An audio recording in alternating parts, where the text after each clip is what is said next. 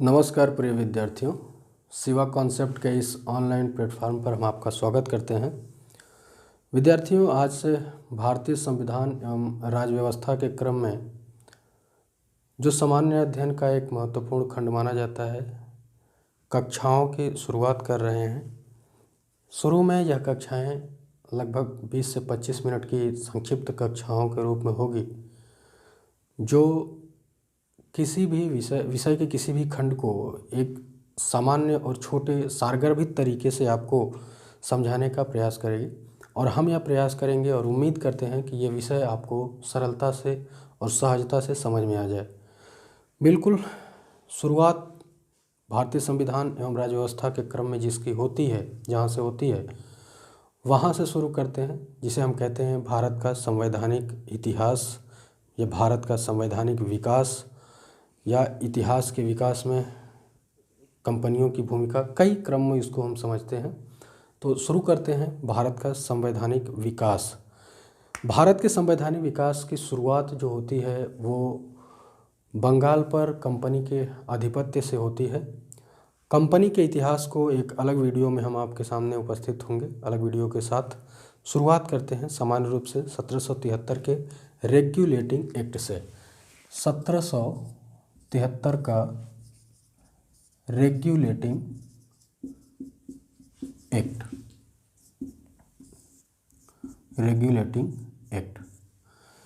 Regulating act जिससे यह अपने आप शाब्दिक रूप से ही स्पष्ट हो जाता है कि ये कहीं न कहीं किसी को नियंत्रित करने के लिए बनाया गया है, किसी को निर्देशित करने के लिए बनाया गया है।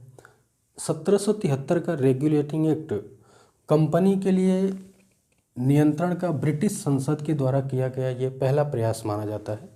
इससे पहले कंपनी भारत में स्वायत्त रूप से व्यापार कर रहे थे, लेकिन जैसा कि आप जानते हैं 1757 का जो प्लासी का युद्ध हुआ और उसके बाद 1764 के बक्सर युद्ध के बाद बंगाल के क्षेत्र में जो कंपनी की भूमिका थी वो सामान्य एक व्यापारिक कंपनी न रह करके एक प्रशासनिक कंपनी के रूप में भी रूपांतरित हो गई। और प्रशासनिक कंपनी के रूप में जैसे ही वो रूपांतरित हुई, उसके राजस्व और उसके अधिकारों में अप्रत्याशित वृद्धि हुई। और इस वृद्धि का परिणाम यह हुआ कि कंपनी के साथ साथ कंपनी के जो अधिकारी एवं कर्मचारी थे उनकी भी महत्वाकांक्षाएं बहुत जग गईं, प्रबल हो गईं। और इसका परिणाम यह दिखा कि कंपनी अब व्यवसाय में पीछे होने लगी, यानी कि कंपनी के अंदर भ्रष्टाचार बढ़ने लगा। एक समय तो स्थिति यह आ गई कि जो कंपनी ब्रिटेन में ठीक ठाक पूंजी निवेश करती थी या फिर ब्रिटेन के लोगों का जो ठीक ठाक निवेश कंपनी के अंदर होता था, जो विश्वास बन चुका था, उस विश्वास में अब धीरे धीरे कमी आने लगी। कंपनी के द्वारा ब्रिटिश संसद में कुछ वित्तीय ऋण की मांग रखी गई, जिसके कारण ब्रिटेन के संसद ने यह संदेह जाहिर किया कि हो सकता है कि कंपनी अपनी गतिविधियों में कहीं न कहीं पारदर्शी नहीं है। और इसके आधार पर 1773 का रेगुलेटिंग एक्ट लाया गया। इसे लाने का जो श्रेय दिया जाता है वो तत्कालीन जो ब्रिटिश प्रधानमंत्री थे, जिनको कहा जाता है लॉर्ड नॉर्थ ने यह एक सेक्रेट कमेटी बनाई थी, जिसे हम कहते हैं गुप्त समिति। यह समिति पर भी सवाल आ चुका है कि किस समिति की सिफारिश पर आया था यह, तो इसे कहते हैं गुप्त समिति या सीक्रेट कमेटी। इस कमेटी ने कई सुझाव दिए और उन सुझावों के आधार पर ही 1773 का रेगुलेटिंग एक्ट लाया गया। इस एक्ट के द्वारा भारत के साथ साथ इंग्लैंड पर भी प्रभाव पड़ा, यानी कंपनी के दोनों स्थानों पर। जैसा कि आप जानते हैं कि कंपनी इंग्लैंड की थी और वो भारत में व्यवसाय कर रहे थे, तो कंपनी के इंग्लैंड के स्थित प्रशासनिक तंत्र पर भी प्रभाव पड़ा और इसके साथ साथ भारत में भी इसका प्रभाव पड़ा। तो इसको दो हिस्सों में पढ़ते हैं। सबसे पहले यह देखते हैं कि इसका प्रभाव इंग्लैंड में क्या पड़ा। तो इंग्लैंड में इसका प्रभाव यह पड़ा कि जो कंपनी के निदेशक मंडल थे, जैसा कि आप जानते हैं कि कंपनी की जब स्थापना हुई तो कंपनी को संचालित करने के लिए 24 सदस्यों का एक समूह बनाया गया, जो आपस में मिल कर के जो अपने लोगों में से ही एक अध्यक्ष और एक उपाध्यक्ष की नियुक्ति करते थे, यानी एक गवर्नर और एक उप गवर्नर की नियुक्ति करते थे और उन्हीं के द्वारा कंपनी के लिए निर्देशन का कार्य किया जाता था। तो जो 1773 का रेगुलेटिंग एक्ट लाया गया, इस एक्ट के द्वारा जो गवर्नर जनरल हुआ करता था, उस गवर्नर जनरल की जो अवधि थी, उसको उसके सदस्यों की जो अवधि थी वो 1 वर्ष से बढ़ा करके उसे 4 वर्ष कर दिया गया, और 1 वर्ष से बढ़ा करके उसको 4 वर्ष कर दिया गया। और यह भी निर्धारित किया गया कि जो 24 सदस्य हैं, उन 24 सदस्यों में से 1/4 सदस्य प्रत्येक वर्ष अवकाश लेंगे, प्रत्येक वर्ष अवकाश ग्रहण करेंगे। यह प्रक्रिया अगर आज आपको उदाहरण के क्रम में बताया जाए तो आज भी राज्यसभा के जो सदस्य होते हैं या जो विधान परिषद के सदस्य होते हैं, उनके लिए भी यही लगभग प्रक्रिया अपनाई जाती है। जोड़ करके अगर समझने की दृष्टि से देखा जाए तो हमारा कहने का यह अभिप्राय है कि जो निदेशक मंडल के सदस्य हुआ करते थे, उन सदस्यों का कार्यकाल 1 वर्ष से बढ़ाकर कितना कर दिया गया, 4 वर्ष कर दिया गया। और उन 4 वर्ष में जो शर्तें निर्धारित की गई, यह कहा गया कि 1/4 जो सदस्य होंगे वो प्रत्येक वर्ष अवकाश ग्रहण करेंगे। तो ये पहली शर्त थी, पहला परिवर्तन था। दूसरा जो बदलाव किया गया, दूसरा बदलाव यह था कि जो कंपनी के स्वत्वधारी मंडल थे, जिन्हें कहा जाता था निवेशक मंडल, यानी कि ऐसे लोग जिन्होंने कंपनी में अपनी पूंजी निवेश की थी, उनके लिए भी सीमा निर्धारित कर दी गई। यानी यह कहा गया कि ऐसे लोग जिन्होंने कंपनी में कम से कम 1000 पाउंड की पूंजी निवेश की है, अब उन्हीं के द्वारा निदेशक मंडल के सदस्यों का चुनाव किया जाएगा। यानी कि यही 1000 पाउंड की राशि निवेश करने वाले लोग अपने मत के आधार पर जो सदस्य थे, निदेशक मंडल के जो सदस्य थे, उनकी संख्या कितनी थी, तो उनकी संख्या थी 24। तो निदेशक मंडल के जो सदस्य थे, उन सदस्यों का चुनाव इनके द्वारा किया जाता था। तो 2 बदलाव हमने देखा इंग्लैंड में। पहला बदलाव हमने क्या देखा कि जो निदेशक मंडल के सदस्य थे, जिन्हें कोर्ट ऑफ डायरेक्टर्स कहा जाता था, कोर्ट ऑफ डायरेक्टर्स के सदस्यों की जो संख्या थी वो 1 वर्ष से बढ़ाकर 4 वर्ष कर दी गई। और दूसरा बदलाव यह किया गया कि जो 1000 पाउंड की राशि कंपनी में निवेश करेगा, उसे ही यह अधिकार होगा कि वह निदेशक मंडल के चुनाव में भाग ले सके। तो यहाँ हमने 2 बदलाव देखे जो इंग्लैंड में थे। आइए आगे हम बात करते हैं कि इसका भारत पर इसका क्या प्रभाव पड़ा।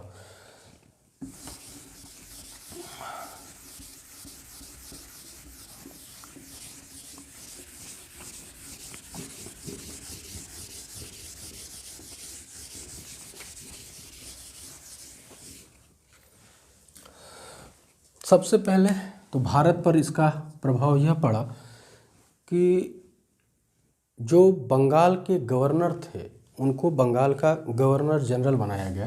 यानी बंगाल के गवर्नर को बंगाल का गवर्नर जनरल बना दिया गया। बंगाल का गवर्नर जनरल बना दिया गया। और ऐसा पद पाने वाले जो पहले व्यक्ति थे वो थे वॉरेन हेस्टिंग्स।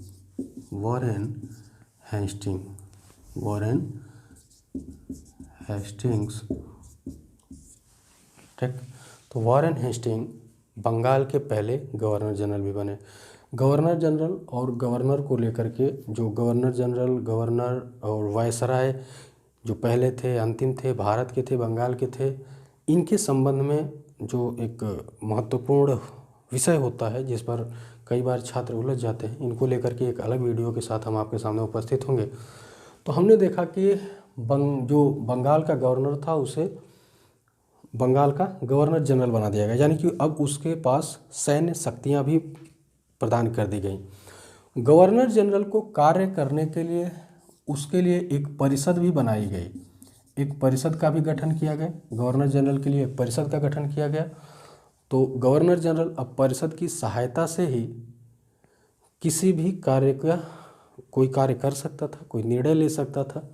इस परिषद को हम आधुनिक मंत्रिपरिषद से भी जोड़ सकते हैं। इसको हम ये कह सकते हैं कि भारत में जो कार्यपालिका की शुरुआत हुई, उस कार्यपालिका के आधुनिक परंपरा के तहत जो शुरुआत हुई 1773 के रेगुलेटिंग एक्ट के द्वारा किया गया। परिषद में कुछ महत्वपूर्ण सदस्यों के नाम को लेकर के भी आपसे सवाल पूछे जाते हैं कि निम्नलिखित में से कौन सा सदस्य परिषद का सदस्य था अथवा नहीं था। तो इसमें 4 सदस्य थे। पहला सदस्य था जिसका नाम था फिलिप फ्रांसिस।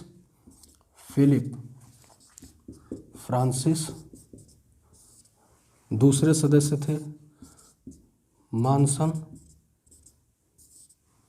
तीसरे सदस्य थे बोरवेल। फिलिप फ्रांसिस, मानसन, बोरवेल, ये 3 सदस्य थे। इसके अलावा जो चौथे सदस्य के रूप में थे उनका नाम था क्लेवरिंग। चौथे सदस्य के रूप में थे, उनका नाम था क्लेवरिंग। तो इस प्रकार फिलिप फ्रांसिस, मानसन, बोरवेल और क्लेवरिन, ये 4 सदस्यों के साथ गवर्नर जनरल की परिषद बनती थी। तो यहाँ गवर्नर जनरल की परिषद के बारे में ये पहला बदलाव हमने देखा।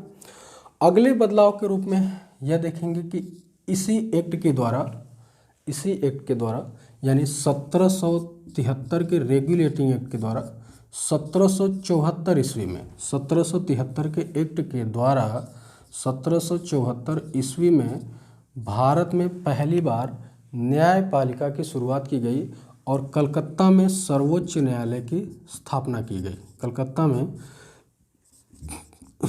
सर्वोच्च न्यायालय की स्थापना की गई, जिसके पहले मुख्य न्यायाधीश सर एलिजाह इम्पे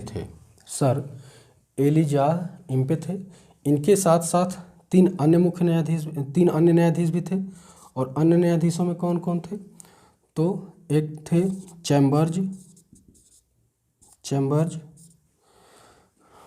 दूसरे थे लिमेस्टर और तीसरे सदस्य थे हाइड। तो सर एलिजाह एम्पे कौन थे? मुख्य न्यायाधीश और चैम्बर्स, लिमेस्टर और हाइड ये 3 अन्य सहायक न्यायाधीश थे। तो हमने भारत में बदलाव के 2 महत्वपूर्ण बिंदु को देखा। पहला बदलाव क्या हुआ? पहला बदलाव तो ये हुआ कि बंगाल के गवर्नर को बंगाल का गवर्नर जनरल बना दिया गया। और जैसे ये गवर्नर जनरल बना तो एक महत्वपूर्ण बात ये भी रह गई थी कि इससे पहले 3 प्रेसिडेंसियाँ हुआ करते थे, जिनमें एक बंगाल, मद्रास और मुंबई। तो तीनों प्रेसिडेंसियों पर अब बंगाल को वरीयता दे दी गई, यानी कि अब मद्रास और बम्बई ये दोनों प्रेसिडेंसियाँ बंगाल के अधीन होंगी, यानी कि बम्बई और मद्रास के गवर्नर के ऊपर बंगाल के गवर्नर जनरल को वरीयता दी गई। तो 2 बदलाव हमने देखा कि भारत में कार्यपालिका की शुरुआत हुई, और पहला बदलाव देखा कि कार्यपालिका की शुरुआत हुई, और दूसरा बदलाव हमने देखा कि भारत में न्यायपालिका की शुरुआत हुई। और ये महत्वपूर्ण है, आप ध्यान रखिएगा। जैसे आपसे 2 तरह के सवाल पूछे जाएंगे। पहला सवाल तो यह पूछा जाएगा न्यायपालिका को लेकर के कि भारत में अभिलेखी न्यायालय की शुरुआत कब हुई। तो ये बिल्कुल आप कह सकते हैं कि भारत में अभिलेखी न्यायालय की जो शुरुआत हुई वो 1773 के रेगुलेटिंग एक्ट के द्वारा 1774 में हुई। 1774 में हुई अभिलेखीय न्यायालय की।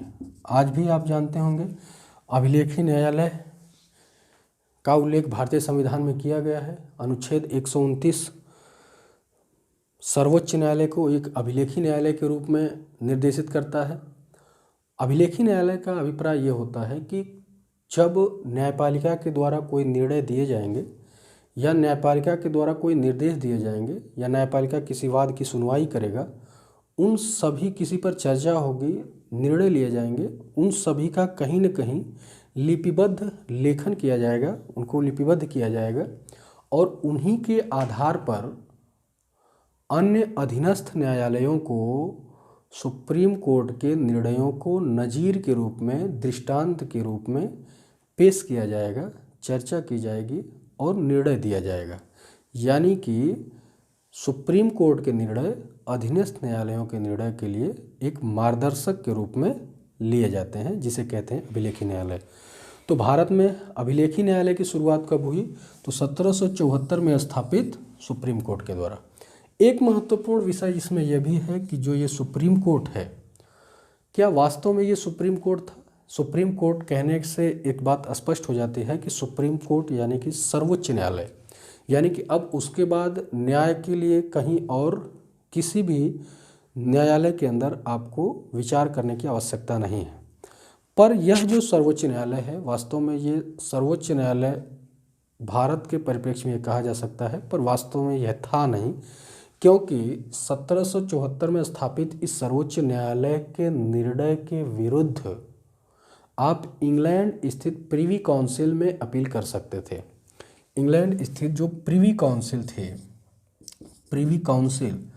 प्रिवी काउंसिल किसे कहते हैं तो जानिएगा। प्रिवी काउंसिल, प्रिवी शब्द जो है ये प्राइवेट का संक्षिप्त रूप है, प्राइवेट का संक्षिप्त रूप कहा जाता है प्रिवी काउंसिल। प्रिवी काउंसिल ये जो इंग्लैंड के सम्राट होते थे, उन इंग्लैंड के सम्राट के द्वारा ऐसे जो कानून के जानकार, जो न्याय के विषय में बेहतर समझ रखते थे, उनको मिलाकर के एक काउंसिल बनाया जाता था, जो सम्राट के अधीन मिलकर के न्याय का कार्य करते थे, निर्णय देते थे, जिसे कहा जाता था प्रिवी काउंसिल। तो आपने देखा कि सर्वोच्च न्यायालय में, जो भारत में सर्वोच्च न्यायालय है, उसके निर्णय को अंतिम निर्णय नहीं कहा जा सकता, क्योंकि ऐसे लोग जिनके पास सामर्थ्य था वो कलकत्ता के स्थित इस सर्वोच्च न्यायालय के निर्णय के विरुद्ध इंग्लैंड में प्रिवी काउंसिल में अपील कर सकते थे। तो आपने एक न्यायपालिका को देखा, दूसरा कार्यपालिका को देखा। आइए इसके बाद हम आगे देखते हैं कुछ बदलाव क्या हुए। एक बदलाव इसमें यह हुआ कि 1773 के रेगुलेटिंग एक्ट के द्वारा ही यह निर्धारित किया गया कि अब कंपनी का कोई भी कर्मचारी निजी व्यापार नहीं कर सकता था, निजी व्यापार नहीं कर सकता था और निजी व्यापार के साथ साथ व्यक्तिगत उपहार भी नहीं ले सकता था, यानी कि उपहार को लेने पर भी मनाही कर दी गई थी। उपहार भी स्वीकार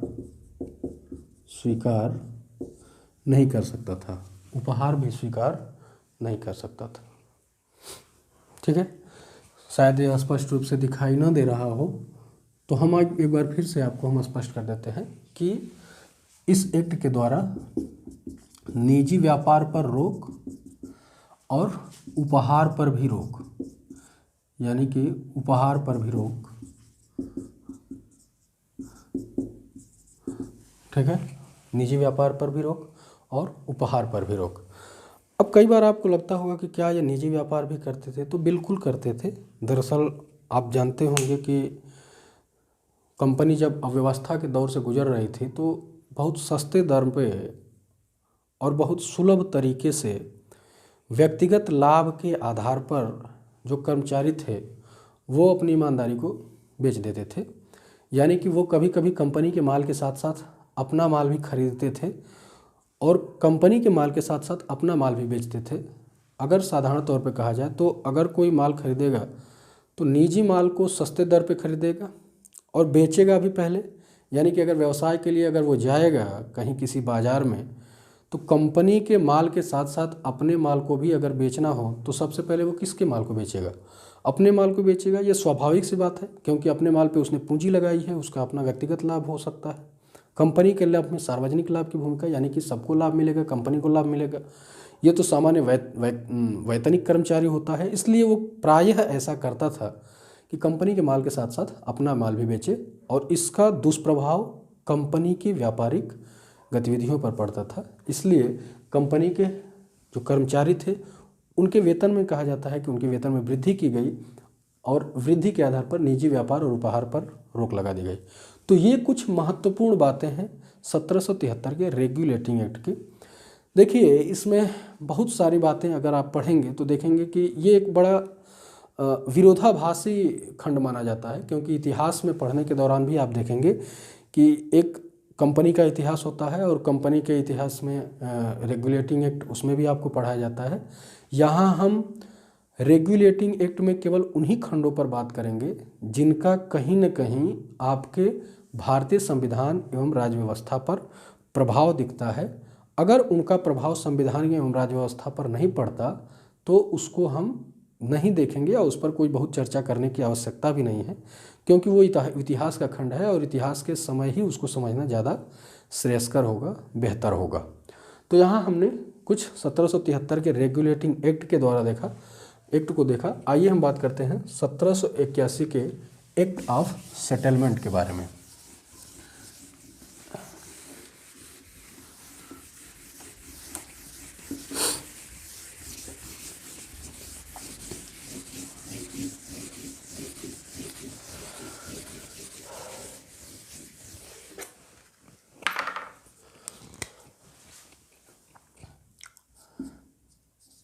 एक्ट ऑफ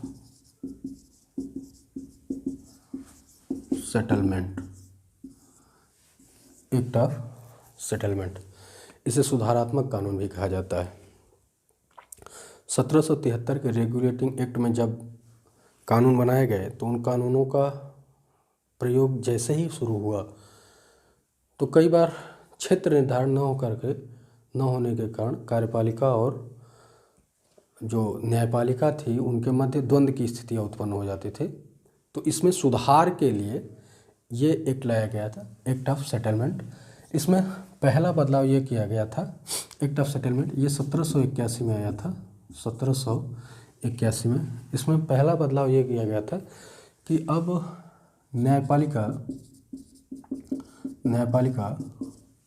कार्यपालिका के निर्णयों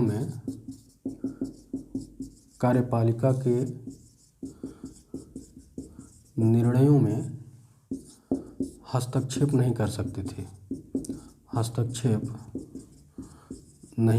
थी। ठीक है, तो पहली बार ये एक आधार मिलता है कार्यपालिका के न्यायपालिका से पृथक्करण का। आप देखेंगे कि भारतीय संविधान के भाग 4 में जो अनुच्छेद 50 है, नीति निर्देशक तत्व में इस बात की चर्चा की गई है कि न्यायपालिका को कार्यपालिका से अलग किया जाए। ये मॉन्टेस्क्यू का सिद्धांत माना जाता है, जिसमें उसने कहा था कि कभी भी न्यायपालिका के विषय में कार्यपालिका हस्तक्षेप नहीं करेगी। उसी प्रकार से यहाँ भी कहा गया है कि न्यायपालिका के मामले में न्यायपालिका भी कार्यपालिका के मामले में हस्तक्षेप नहीं करेगी। तो आपसे पूछा जाए कि पहली बार कार्यपालिका और न्यायपालिका के मध्य पृथक्करण का आधार कहाँ से दिखाई देता है, तो वो है 1781 का एक्ट ऑफ सेटलमेंट। तो ये पहला बदलाव था। और दूसरा बदलाव या निर्देश यह दिया गया था कि न्यायपालिका निर्णय देते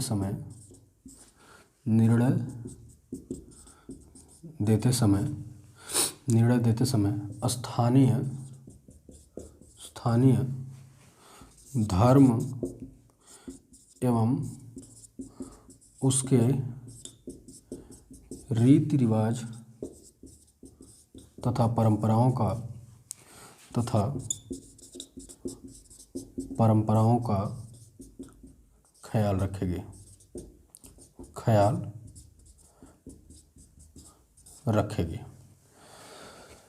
ठीक ना। पहला ये कि कार्यपालिका के मामले में न्यायपालिका हस्तक्षेप नहीं करेगी, और दूसरा ये कि न्यायपालिका जब भी कोई निर्णय देगी तो वो इंग्लैंड के जो परंपरा थी उस आधार पर नहीं देगी, वो भारत में स्थानीय धर्म और उससे जुड़े हुए जो परंपराएं हैं, जो रीतियां हैं, उनको भी ध्यान में रखेगी। क्योंकि अगर ऐसा नहीं करेंगे तो न्यायपालिका के निर्णयों के विरुद्ध जनता का विद्रोह हो जाएगा, क्योंकि ऐसा लगेगा कि न्यायपालिका के द्वारा भारत में धार्मिक अतिवाद को बढ़ावा दिया जा रहा है, धार्मिक भेदभाव को बढ़ावा दिया जा रहा है। इसके साथ साथ कहीं न कहीं धार्मिक स्वतंत्रता पर रोक लगाई जा रही है। तो इस आधार पर न्यायपालिका के निर्णयों को सीमित करने के लिए ये नियम बनाए गए। तो हमने आज देखा भारत के संवैधानिक विकास में दो चीज़ें देखी। पहला ये कि 1773 का रेगुलेटिंग एक्ट और दूसरा 1781 का एक्ट ऑफ सेटलमेंट। अगले भाग में हम आपसे 1784 के पिट्स इंडिया एक्ट के साथ उपस्थित होंगे। पहला वीडियो है, आरंभिक है, थोड़ा बहुत आपके सामने असहज स्थिति है, हो सकती है, लेकिन भविष्य में पूरा प्रयास करेंगे कि सहज तरीके से आपके सामने उपस्थित हो। धन्यवाद।